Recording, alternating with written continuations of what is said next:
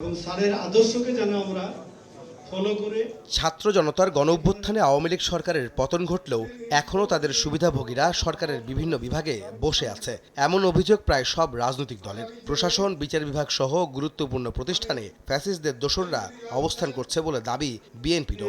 আরেকটা তালিকা বলতে পারি, দলটির চেয়ারপারসনের সাবেক উপদেষ্টা মরহুম এ.জে. মোহাম্মদ আলীর মৃত্যুবার্ষিকী উপলক্ষে সুপ্রিম কোর্ট বার মিলনায়তনে বিএনপি আয়োজিত আলোচনায় দলটির নেতারা বলেন, বিচার বিভাগে এখনও পতিত সরকারের দোসররা বহাল তবিয়তে আছেন। সুবিধাভোগী বিচারকদের অপসারণে প্রধান বিচারপতির কাছে দাবিও জানান তারা। হাইকোর্ট ডিভিশনের কথা যদি বলি, 30 জনের মতো ফ্যাসিস্টদের দোসর এখনো বসে আছে, যারা অনেকেই ছাত্রলীগের প্রেসিডেন্ট সেক্রেটারি ছিল এবং যারা প্রত্যক্ষভাবে জাজমেন্টের মধ্য দিয়ে হাইকোর্টে এই ফ্যাসিস্ট আওয়ামী সরকারের কর্মসূচি বাস্তবায়ন করেছে।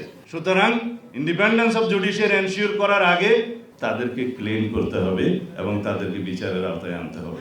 একই অনুষ্ঠানে বক্তব্য রাখেন বিএনপি মহাসচিব মির্জা ফখরুল ইসলাম আলমগীর। প্রশাসনের 90% ফ্যাসিস্ট আমলা দেশ পরিচালনা করছে উল্লেখ করে তিনি বলেন, অনির্দিষ্টকাল অন্তর্বর্তী সরকার দিয়ে জনগণের উপকার হবে না।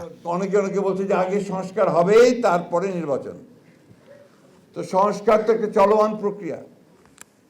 সংস্কার করে হতে হতে আপনার 5 বছর 10 বছরও লাগতে পারে, এটা তো চলমান। তাহলে নির্বাচন 10 বছর হবে না। আর এই 10 বছর কি ওই ফ্যাসিবাদী আমলাদের হাতেই দেশ চলবে? এখন তো আমরা ফ্যাসিবাদী আমলাদের দ্বারাই পরিচালিত হচ্ছি। সেক্রেটারিয়েটে আমলারা 90% আমরা ফ্যাসিবাদের দোষর। একই দিন নয়াপল্টনে বিএনপির কেন্দ্রীয় কার্যালয়ে সংবাদ সম্মেলনে দলের সিনিয়র যুগ্ম মহাসচিব রুহুল কবির রিজভী জানান, আগামী 15 মে থেকে 15 জুলাই পর্যন্ত প্রাথমিক সদস্য সংগ্রহ নবায়ন কার্যক্রম চালাবে বিএনপি।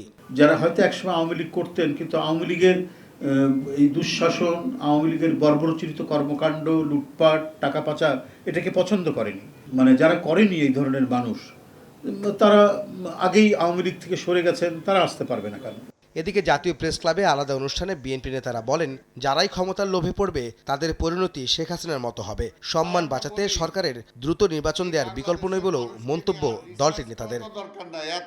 আহমেদ সালেহীন, সময় সংবাদ, ঢাকা। শুধু দরজা বড় করলেই হবে? ফ্রিজ পেতে ক্যাপটা তো খুলতে হবে। কোকা-কোলার এত বড় অফার, ক্যাপ খুলো, কোড দাও আর উত্তর দিয়ে জিতে নাও ফ্রিজ, টিভি, ফোন আর প্রতি বোতলে নিশ্চিত ক্যাশব্যাক।